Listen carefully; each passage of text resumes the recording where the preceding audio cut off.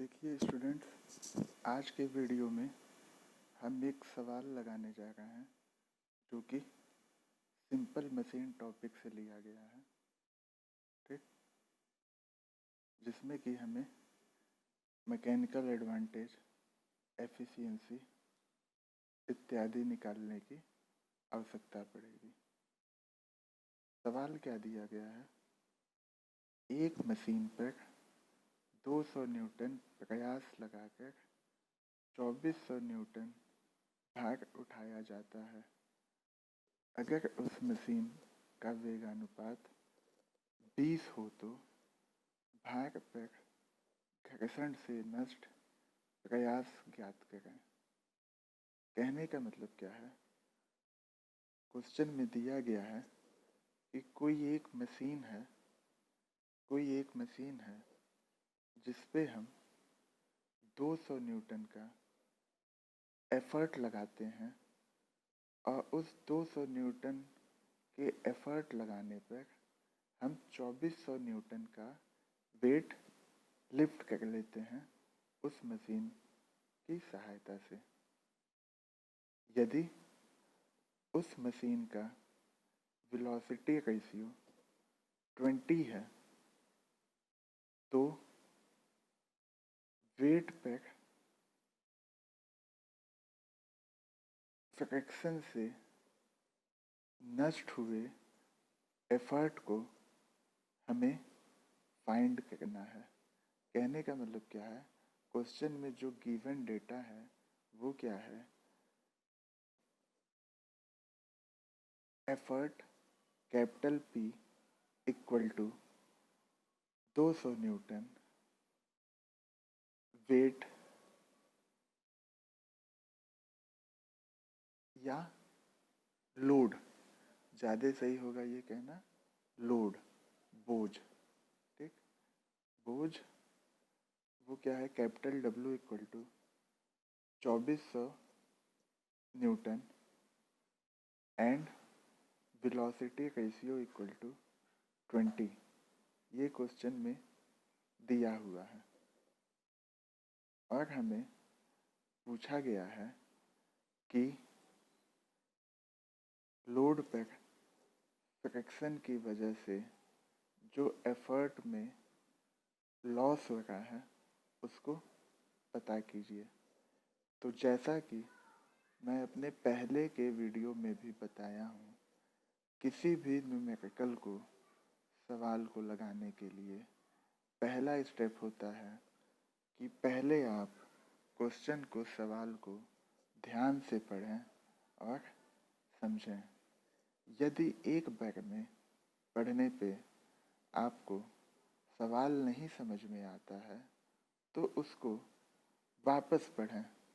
कोशिश करें कि सवाल को 2 से 3 बार पढ़ने पर आपको उस सवाल में क्या क्या दिया गया है ये पता चल जाए, क्या पूछा गया है ये पता चल जाए और जो पूछा गया है उसके लिए आपको कौन से फॉर्मूले या सूत्रों की आवश्यकता पड़ेगी वो पता चल जाए। अगर सवाल पढ़ने के बाद आप ये सब चीज़ पता कर लेते हैं तो आपको सवाल लगाना बहुत ही आसान हो जाएगा। ठीक, तो देखिए, हम जैसा कि जान गए हैं कि load capital W equal to 2400 newton दिया हुआ है क्वेश्चन में। एफर्ट, आयास या प्रयास capital P equal to 200 newton दिया गया है। वेलोसिटी रेशियो, वेगानुपात 20 दिया गया है और हमसे पूछा गया है कि नष्ट प्रयास या कह लीजिए लॉस जो हुआ है एफर्ट में उसको फाइंड आउट कीजिए। तो चलिए हम लोग आगे चलते हैं और फाइंड करते हैं। चूँकि हम जानते हैं मैकेनिकल एडवांटेज या यांत्रिक लाभ वो लोड बाई एफर्ट अथवा भार बटा आयास या प्रयास होता है। इसको हम capital W by capital P भी लिख सकते हैं। सभी की वैल्यू पुट करने पर मैकेनिकल एडवांटेज यांत्रिक लाभ हमें 12 मिला। चूँकि लोड की कैपिटल डब्ल्यू की और एफर्ट की कैपिटल पी की दोनों की यूनिट सेम है और यहाँ क्वेश्चन में न्यूटन दिया है, तो न्यूटन से न्यूटन कैंसिल हो जाएगा और हम समझ सकते हैं कि मैकेनिकल एडवांटेज की कोई यूनिट नहीं होती है। आगे चलते हैं। जैसा कि हम जानते हैं, efficiency equal to mechanical advantage upon velocity ratio, या हिंदी में कह लें दक्षता बराबर यांत्रिक लाभ बटा वेगानुपात। दक्षता को हम ईटा से डिनोट करते हैं, यांत्रिक लाभ को हम capital M dot capital A लिखते हैं और वेलोसिटी रेशियो को capital V dot capital R लिखते हैं। अभी अभी हमने इससे पहले के स्टेप में यांत्रिक लाभ मैकेनिकल एडवांटेज निकाला था, जिसकी वैल्यू 12 आई है, और वेगानुपात वेलोसिटी रेशियो क्वेश्चन में 20 दिया हुआ है। इसको इस फार्मूले में पुट करने पे जो दक्षता है, एफिशिएंसी है मशीन की, जो कि ईटा से डिनोट की जाती है, वो आएगी 0.6, मतलब कि 60% या 60%। ये हमको जो मशीन दी गई है उसकी दक्षता मिल गई, जो कि 60% के इक्वल है। जब दक्षता मिल गई तब हमको अब मशीन द्वारा जो एफर्ट लगा गया है उसमें क्या लॉस हुआ है वो निकालना है। अगर यही मशीन आइडियल मशीन होती, आदर्श मशीन होती, तो इसमें कोई भी लॉस नहीं होता।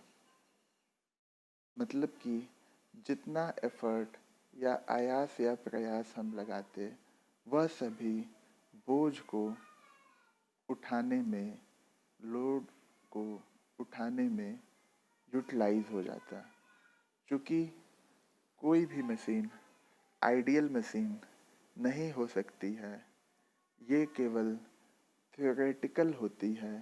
प्रैक्टिकल पॉइंट ऑफ व्यू से आइडियल मशीन कभी भी आज तक पॉसिबल नहीं है। तो हम समझ सकते हैं कि सवाल में जो मशीन दी गई है वो क्या है, एक्चुअल मशीन।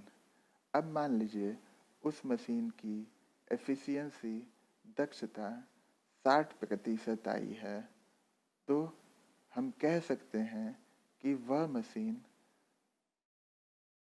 जितना इनपुट दिया जा रहा है उसके केवल 60% को ही आउटपुट में कन्वर्ट कर पा रही है। या दूसरे शब्दों में यह भी कह सकते हैं कि उस मशीन में हमने जितना एफर्ट या कह लीजिए आयास या प्रयास लगाया, उसका 60% ही लोड को उठाने में काम आया। बाकी जो 40% है वह क्या हो गया, नष्ट हो गया। तो 100 माइनस 60 लिखे तो वो हो गया 40%। ठीक, तो इससे हमें पता चल गया कि मशीन क्योंकि 60% एफिशिएंट थी, दक्ष थी, तो 40% क्या हो गया, जो एफर्ट लगा वो लॉस हो गया, नष्ट हो गया। अतः दिए हुए भार पर घर्षण में नष्ट प्रयास। ठीक, तो जितना भाग हमें दिया गया है उसके अकॉर्डिंग उसके एफर्ट में आयास में कितना लॉस हुआ है ये हमको देखना है। क्योंकि 40% लॉस हुआ है और उसको हम 0.4 लिख सकते हैं, और जो आयास लगाया गया था वह 200 न्यूटन का लगाया गया था, तो हम क्या लिख सकते हैं 0.4 इंटू 200 या 0.4 इंटू 200। ठीक, तो वो हो जाएगा 20 इंटू 4 इक्वल टू 80 न्यूटन।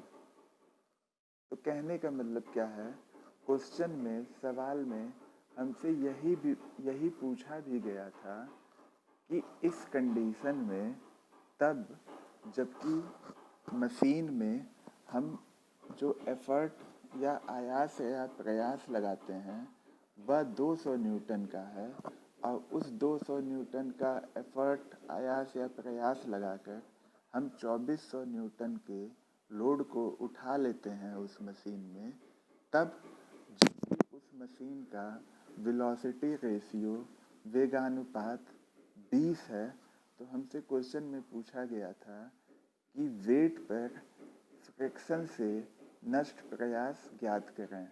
मतलब कि जो 2400 न्यूटन का वेट है उस पर फ्रिक्शन की वजह से जो लॉस हुआ है उठाने में, एफर्ट में जो लॉस हुआ है उसको ज्ञात करना है। मतलब कि हमने 200 न्यूटन का एफर्ट लगाया, लेकिन जब सवाल को सॉल्व किया, क्वेश्चन को सॉल्व किया, तो मशीन की एफिशिएंसी हमको 60% मिली। मतलब कि 60% वो मशीन एफिशिएंट है, तो बाकी जो 40% है वो क्या हो जाएगा, वो लॉस हो जाएगा, वो क्या हो जाएगा, नष्ट हो जाएगा। जब वह नष्ट हो जाएगा है तो 40% हुआ। मतलब कि अगर हम 100 न्यूटन का एफर्ट लगाते, प्रयास लगाते, तब 40 न्यूटन क्या होता, उस एफर्ट का लॉस हो जाता, नष्ट हो जाता। लेकिन हम लगाए कितना है, 200 न्यूटन का एफर्ट लगाए हैं, 200 न्यूटन का प्रयास लगाए हैं, तो उस 200 न्यूटन के एफर्ट में कितना नुकसान हुआ, नष्ट हुआ, वो क्या हुआ 40%, मतलब 0.4 ये लॉस हुआ इंटू 200। जब 200 किए तो क्या हुआ, एक शून्य, अब दशमलव जो है वो हट जाएगा, तो क्या हो जाएगा 2 गुणे 40, ये क्या आ जाएगा 80 न्यूटन। कहने का मतलब क्या है कि यह 200 न्यूटन का एफर्ट लगाने पे 80 न्यूटन क्या हो गया, इस मशीन में लॉस हो गया, नष्ट हो गया। तो एक्चुअल में लोड उठाने के लिए जो बचा हमारे पास एफर्ट, वो कितना बचा, 200 माइनस 80 इक्वल टू 120 न्यूटन। और हमसे क्वेश्चन में पूछा गया था कि कितना एफर्ट नष्ट हो जाएगा, तो कितना आया है हमारा वैल्यू 80 न्यूटन। ठीक, तो हम कह सकते हैं कि इस कंडीशन में जब हम 200 न्यूटन का एफर्ट लगाए और 2400 न्यूटन का लोड उठाए, ठीक, जबकि मशीन की वेलोसिटी रेशियो 20 थी, तब हमें उस 200 न्यूटन पे 80 न्यूटन का एफर्ट में लॉस देखने को मिला। उम्मीद है कि ये वीडियो आपको पसंद आई होगी और आपका जो कॉन्सेप्ट है वो एकदम से अच्छे से बन गया होगा। ओके स्टूडेंट्स, अब हम मिलते हैं नेक्स्ट वीडियो में। तब तक के लिए बाय बाय, थैंक यू, धन्यवाद।